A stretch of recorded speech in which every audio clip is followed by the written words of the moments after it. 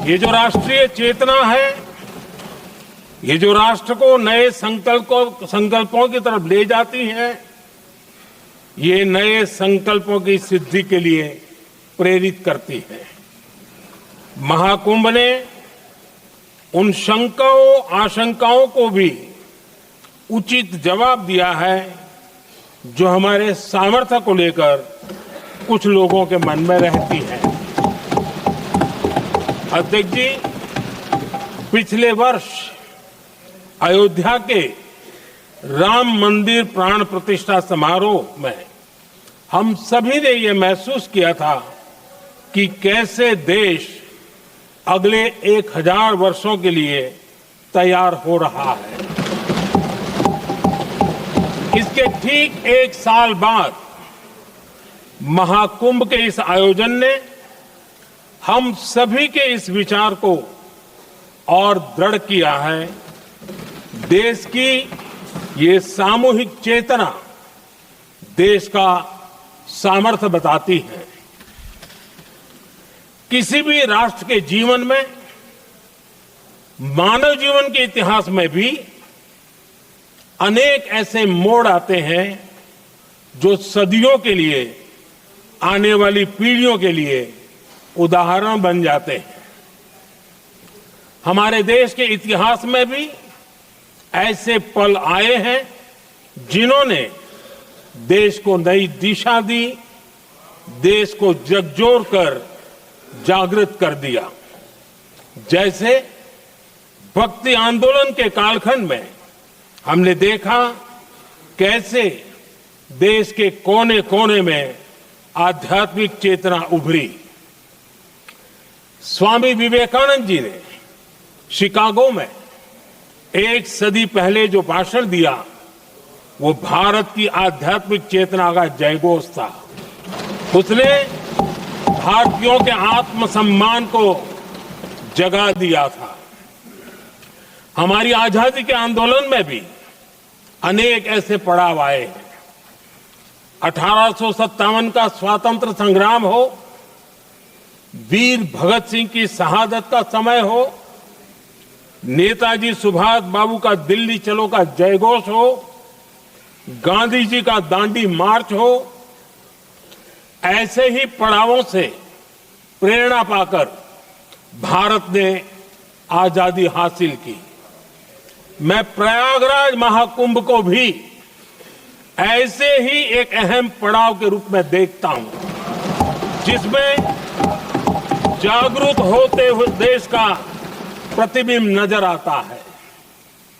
अध्यक्ष जी, हमने करीब 1.5 महीने तक भारत में महाकुंभ का उत्साह देखा, उमंग को अनुभव किया।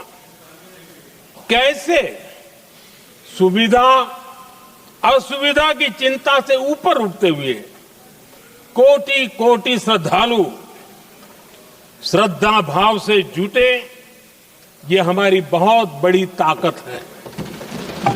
लेकिन ये उमंग, ये उत्साह सिर्फ यहीं तक सीमित नहीं था। बीते हफ्ते मैं मॉरिशस में था। मैं त्रिवेणी से, प्रयागराज से महाकुंभ के समय का पावन जल लेकर गया था।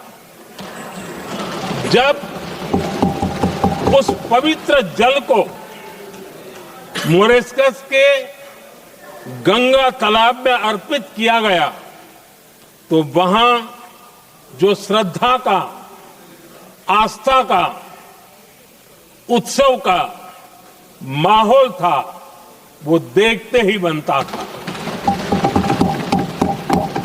ये दिखाता है कि आज हमारी परंपरा, हमारी संस्कृति, हमारे संस्कारों को आत्मसात करने की, उन्हें सेलिब्रेट करने की भावना कितनी प्रबल हो रही है।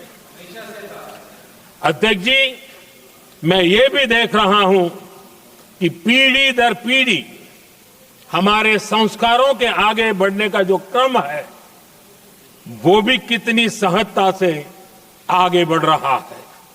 आप देखिए, जो हमारी मॉडर्न युवा पीढ़ी है, ये कितने श्रद्धा भाव से महाकुंभ से जुड़े रहे, दूसरे उत्सवों से जुड़े रहे हैं।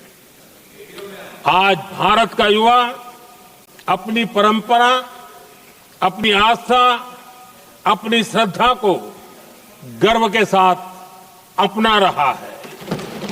अध्यक्ष जी, जब एक समाज की भावनाओं में अपनी विरासत पर गर्व का भाव बढ़ता है, तो हम ऐसी ही भव्य प्रेरक तस्वीरें देखते हैं जो हमने महाकुंभ के दौरान देखी। इससे आपसी भाईचारा बढ़ता है और ये आत्मविश्वास बढ़ता है कि एक देश के रूप में हम बड़े लक्ष्यों को प्राप्त कर सकते हैं। अपनी परंपराओं से, अपनी आस्था से, अपनी विरासत से जुड़ने की ये भावना आज के भारत की बहुत बड़ी पूंजी है। अध्यक्ष जी, महाकुंभ से अनेक अमृत निकले हैं। एकता का अमृत इसका बहुत पवित्र प्रसाद है। महाकुंभ ऐसा आयोजन रहा जिसमें देश के हर क्षेत्र से, हर एक कोने से आए लोग एक हो गए। लोग अहम त्याग कर वयम के भाव से, मैं नहीं हम की भावना से प्रयागराज में जुटे। अलग अलग राज्यों से लोग आकर पवित्र त्रिवेणी का हिस्सा बने। जब अलग अलग क्षेत्रों से आए करोड़ों करोड़ों लोग राष्ट्रीयता के भाव को मजबूती देते हैं, तो देश की एकता बढ़ती है। जब अलग अलग भाषा बोलियां बोलने वाले लोग संगम तट पर हर हर गंगे का उद्घोष करते हैं, तो एक भारत श्रेष्ठ भारत की झलक दिखती है। एकता की भावना बढ़ती है। महाकुंभ में हमने देखा है कि वहां छोटे बड़े का कोई भेद नहीं था। ये भारत का बहुत बड़ा सामर्थ्य है। ये दिखाता है कि एकता का अद्भुत तत्व हमारे भीतर रचा बसा हुआ है। हमारी एकता का सामर्थ्य इतना है कि वो भेदने के सारे प्रयासों को भी भेद देता है। एकता की यही भावना भारतीयों का बहुत बड़ा सौभाग्य है। आज पूरे विश्व में जो बिखराव की स्थितियां हैं, उस दौर में एकजुटता का ये विराट प्रदर्शन हमारी बहुत बड़ी ताकत है। अनेकता में एकता भारत की विशेषता है। ये हम हमेशा कहते आए हैं, ये हमने हमेशा महसूस किया है, और इसी के विराट रूप का अनुभव हमने प्रयागराज